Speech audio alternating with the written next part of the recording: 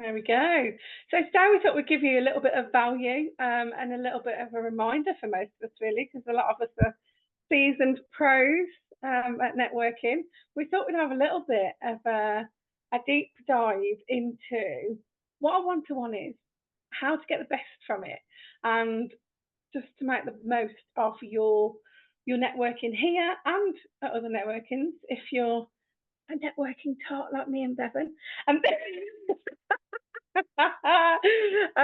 So yeah, first of all, we have a lot of jargon and words that we have in networking, and sometimes you come to networking, be completely new to you, and they go, "What's a one-to-one?" Well, it's just a meeting, isn't it? It's a meeting where we can both get the best out of our time together. I thought with that, with my little title, there you go, I'll hand over to Tina and she'll do the next bit. Fantastic. And so as Laura said, sometimes it's jargon. Often when we are looking at inviting people along as guests, or somebody might be quite new to networking, we might just throw sort of one-to-one out there. And so although, I think everyone on the screen here is very experienced in networking or booking one-to-ones or having one-to-ones, we thought it'd be a really good idea to just kind of like break it down a little bit so that we're all clear, we all go away feeling very confident, so that when you're inviting people along to either face-to-face networking groups, online groups, hopefully 1N groups, you can sort of say to them, this is what to expect. And then if they have any questions, you can feel a little bit more confident in talking them through the process as well. So we obviously have one-to-ones in most meetings to some extent. We either have like one-on-one or we have a little sort of group one-to-one. I know that's not a one-to-one, but you know what I mean. And this is 10 minutes. It kind of scratches the surface. So 9 times out of 10, you then need to actually book a one-to-one with that person, probably more than 9 times out of 10. Occasionally, you may have a one-to-one in a session where you think, hell no, I'm not interested in speaking to you. That's fine. You'll occasionally do one and you think, well, like, no, we're so not on the same page. We have nothing. But even if your business is, I'm not going to collaborate, if there's no kind of common ground there, but you just think, do you know what? That's a really cool person. I'd love to learn more about their business because, do you know what? I don't use X, Y, or Z that is their product or their service, but I'm going to know people that do. Okay, so don't go into your one-to-one either, whether it's during a session online or with a booked one-to-one, thinking what's in it for me or what can I give them in that kind of hour, half an hour. Okay, and I think that's where some people feel very pressured when you're going into a one-to-one. I think you should view your one-to-one like you're meeting someone for coffee that, you could view it like dating if you wanted to, if you're somebody that likes dating. And again, it's very similar. It's a two-way thing, I've been on dates many years ago. It was no two-way. I sat there. You're either grilled like you're in an interview, and business one-to-ones are similar. You either get grilled like you're in an interview or somebody delivers content and talks to you about themselves. Okay. So the ones you have with us are just like scratching the surface. It would be 10, 15 minutes, something like that. It's a little bit of a snippet to get to know one another. But what we do is really encourage people to have one-to-ones outside of the group meetings. So I think most of us are probably due another one-to-one, catch up, see what the developments are. You get grilled or pitched. Exactly. That's exactly what it is. Each time you have a one-to-one, you're going to learn something new about that person. And that might be something to do with their business, their product, their service. It might be something to do with them as a person that you'd never thought of before, that actually either leads on to business or it leads on to a referral, or maybe it just leads on to a friendship. Yeah. That's all a one-to-one is. It's getting to know that person a little bit better. And I think, I loved listening to Bevan earlier, if it's just about finding out more. What can I give you? How could I help you? I might have a suggestion to help you that is nothing to do with either of our businesses, but actually later down the line, you suddenly think, oh, that's why we had that conversation. That's where, the benefit or the help or the something is going to kick in. Okay. So a few tips. So before you have a one-to-one, make sure you book the time slot and both of you have got that time in your diary. If you're someone that uses a Calendly link, send that out, but then make sure that person is booked correctly. Not everyone that you meet is confident in using an online booking system. Don't presume that person knows how to do these things. Some people are very, very new to networking. So don't feel, that it's pushy to follow up and say, did you manage to book okay? Make sure that the time you allocate, make sure you kind of divide it up, make a note on the sort of the mental note, or write on a bit of paper if you're like me, you chat and the time runs away. Each person gets some time, okay? Sometimes it will flow naturally and you will have a kind of bounce back and forwards conversation. Sometimes you literally need to say, right, shall I tell you about what I do? You've got to judge it on the person that you're meeting. And then do you want to tell me about what you do? I will very comfortably, in whatever time is allotted, listen to what somebody else does, because I'm really interested in what somebody else does. And quite often we'll get to the end of the one-to-one and they'll say, Tina, you've not told me anything about what you do. I think it's because I'm more comfortable listening to what other people do and thinking, oh God, how could I help them? It's the NHS physio in me rather than the private physio. Yeah, like what can I give? What can I give? So don't feel awkward in telling somebody about what you do if you do it in the right way.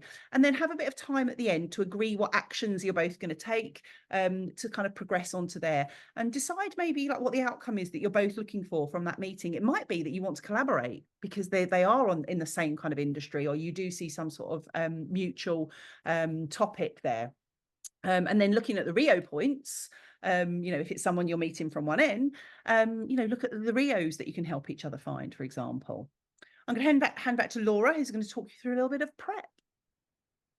So preparing, I'm sure we've all been in a meeting a long time ago when we were new to business. I'm sure it was when we were new to business, where we have turned up and we thought, oh God, I can't remember their name. I can't remember what they do. I feel really unprepared. So let's talk about preparing, shall we? So list things that you'd like to know about the other person. I've got a really good question that I ask almost everyone. And if I haven't asked you, it's either because you're too interested or you talked about yourself loads already. So are you ready?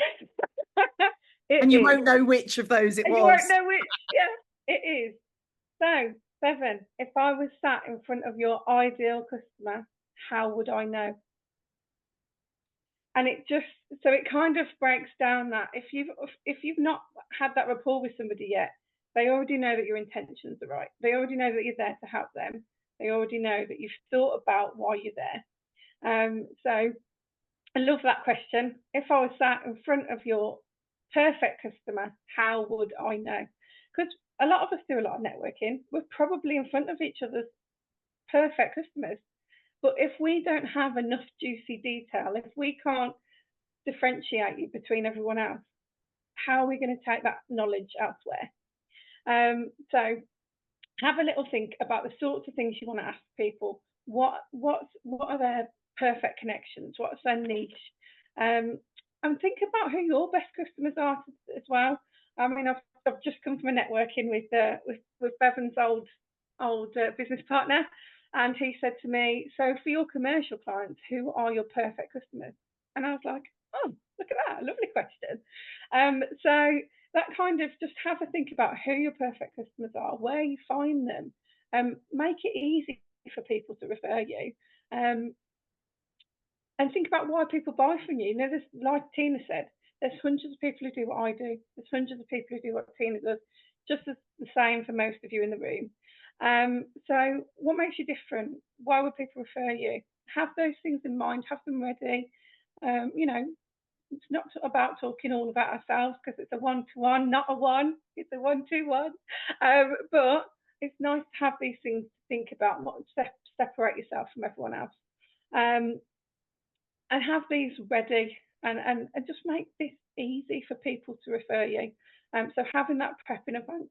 Even if you imagine it as a little bit like an interview, if you've had a little stalk of someone's website, if you go to an interview in the olden days when we had muggle jobs, right? You went to an interview, you go to the website of the we have muggle jobs, here we are with ones again. You would go and have a look at their website, wouldn't you? You'd see what their values and their ethos and all of that sort of stuff is, so that you can get to know each other quicker and easier. So it's about helping you build that rapport too. So back to our Tina. She's going to talk about during the one-to-one. Thanks, lovely.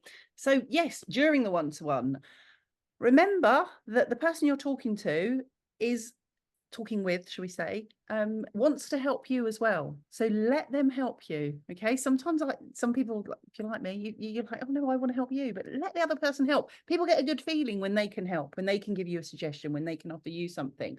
It comes down to communication. And as we know, listening is much more important than talking when it comes to communication. So listen with the intention of understanding, not with the intention of throwing a solution straight away at everything that person says, or oh yes, that happened to me, and then giving them your example of when you were, if it's their turn to tell you about, you know, their business or what they're going through or their thoughts on a challenge or something that they're looking for in their business. Listen and try and understand where you can. Take notes if relevant, so you can refer back when you're thinking of ways to get those Rio points and help that person. But ask the questions that you need to get the answers so that you can help them. If there's things you need to know about that person, make sure your questions, you know, like Laura says, prepare in advance and have a few key questions to enable you to understand them more. Very important that you are giving someone enough information that they understand who your ideal clients are or who you're looking to help, but be specific so that they're not just, you know, searching the whole world for people. Okay, so I would say, you know, keep your ears open this week for someone that's moaning that their knees are hurting or their back's hurting. It's very easy for someone to almost pick up in the distance, like, oh, someone just mentioned knee pain. If I say to somebody, oh yeah, I help people with health, you know, are they really going to wander around all day thinking, oh gosh, who wants help with their health? So give them keywords. You know, we've all got keywords for our business. You know, when you're having that one-to-one, you know, get those keywords across. I'm looking for people that I can help that do XYZ or feel XYZ or need XYZ. And you know, that's what's really, really going to help that person. And then at the end of the one-to-one, make sure you both agree on, you know, 2 or 3 action points. Unless you've got, you know, one of those amazing brains, I would suggest you write that down in your diary or online diary, whatever system you use, spreadsheet, whatever, so that you know what your action points are to help that other person. Back to Laura. So this is the after stuff. So if you've met them just now, you might not even have connected on LinkedIn. You might not have connected on, I don't know, all the things. So make a habit of doing that. If you really like the person, you could always, and we talk about this, I've gone off script out here, but if you really like the person, you could write something. You know, I met lovely Bevan today. He's great at connecting people. He's a really great businessman. He does this. And also, this week, I've also met Ben. Ben's a really great DJ.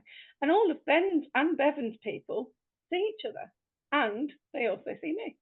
So it's a really nice way of just having some after time, so people know that they haven't wasted their time talking to you.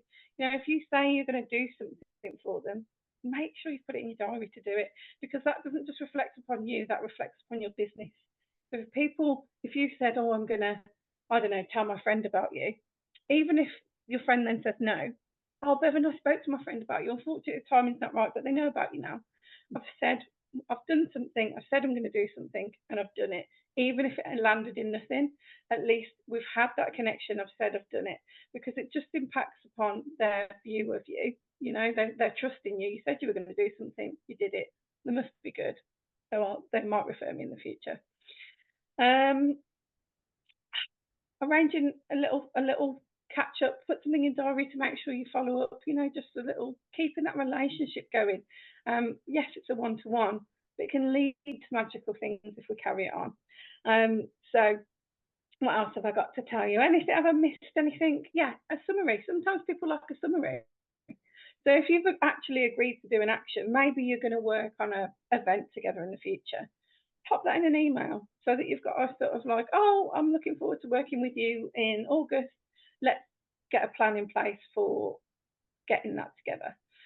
You know, just having those sort of follow-up things so that you've got it clear, they've got it clear, and you know where you're going to go forward with it. So I am going to open up the floor to ask you if you've got any tips that you can add at this stage, and then afterwards Tina will conclude our session. I bet you've got loads of tips, guys. Come on, let's have some. I bet you've got some juicy questions like that question that I did. I love that one. Go on, Dill.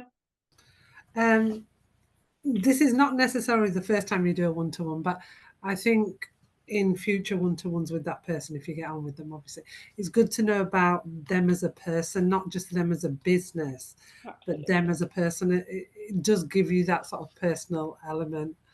I'm not suggesting go on a date with them or anything, but it's just nice to know a little bit about them, maybe their family situation. Like I said, it's not for the first meeting that you're going to have with them. It's sort of, and you get to know that person, and you get to know what their business is as well. And I think and then from that comes trust.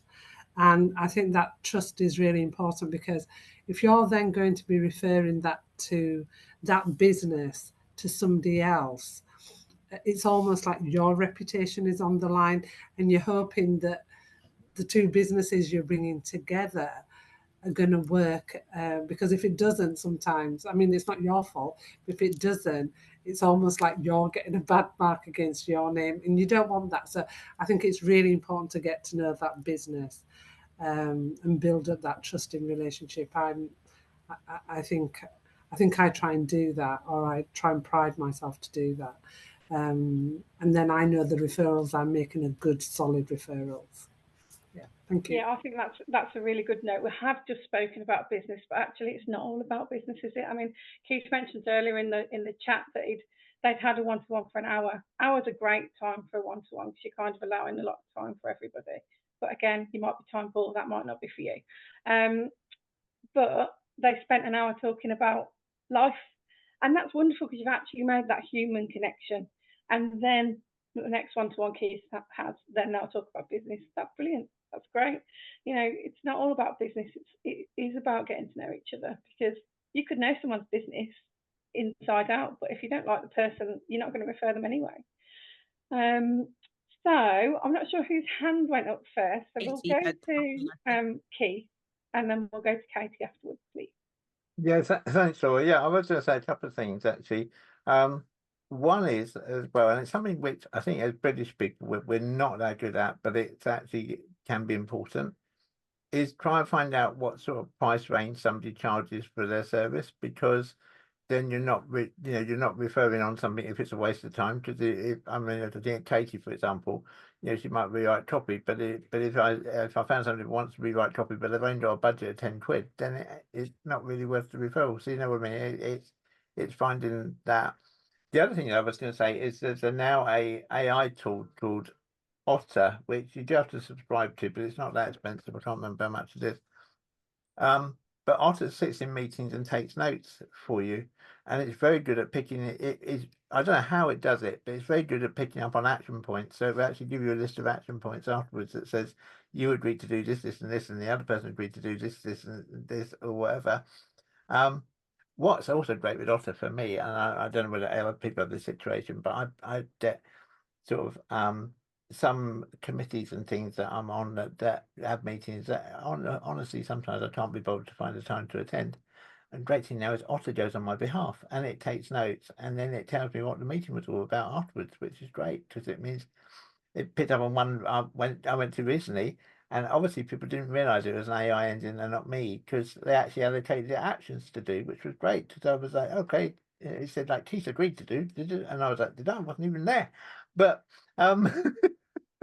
but yeah, Otter's a great tool to use, so it's worth having a look at.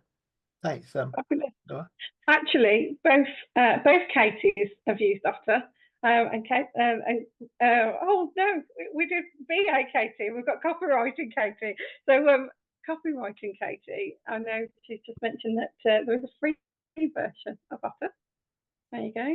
Katie, have you got something to add? Yeah, a couple of bits, I guess. So I completely go with what Keith is saying. I think understand the budgets that people have if they've got queries of things that they might want support with, but also what people charge. Because like you say, I've been caught out with that before, where I've maybe referred somebody on and actually the price of their service was a lot more even as an entry level than I was expecting. So then when other people have gone to ask them, they're like, whoa, hang on a minute. Which, yeah, going back to Dill's point, actually undermines me a little bit because I haven't done enough homework before I pass that on. So definitely do ask the question. I would also say, although meeting online is great, if you get the opportunity to meet people in person, do that. So Laura and I are doing big hugs tomorrow morning because we both happen to be down the road from each other, and we've got a networking event that we're going to. But it's based in actual research. So I did my master's degree a long time ago about when virtual communication was a new thing. And what I found was that people who had physically been in a room together had a much stronger relationship, even if they'd only been in the room together for an hour. They actually had a much stronger relationship than those that hadn't. So if there is the opportunity to go and physically meet up with people, then wherever you can, go and do that and really kind of consolidate that relationship. So that's my top tip. Brilliant. That's a very good point, Katie. I've not thought of that. And you're selling to the right crowd here, Katie, because we're all local businesses, except Keith, but he comes down to the Midlands sometimes. And that's the joy of our group, isn't it? Is that we meet face to face quarterly. So we more than quarterly, some of us. So yeah. Bevan, did you have something to add? We're getting close to the end of the timing, but I'd love to have an addition if you've got one.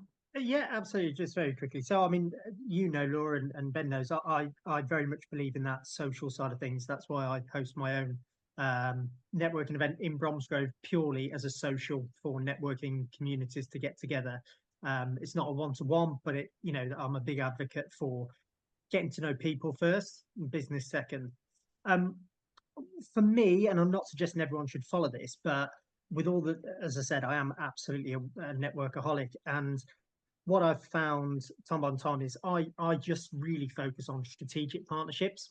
All the questions that Laura had mentioned and others have mentioned and the valid points that have been said still absolutely apply. You still need to know who the ideal client is and why, and their profile and their segment and avatars of their kind of client base. But what I then try and do is try and match them up with other people that I know share similar, because I actually think it's more valuable, because it's kind of the old adage of give a man a fish and he can feed his family for a day. You give him a net and he can feed his family for a lifetime. And my belief is, with a strategic partner, if you then get on well and there's a natural link with you and that other partner, business, whoever it might be, then there should be a conveyor belt of referrals coming in. So if I'm going to be spreading the word, it's normally on strategic partners.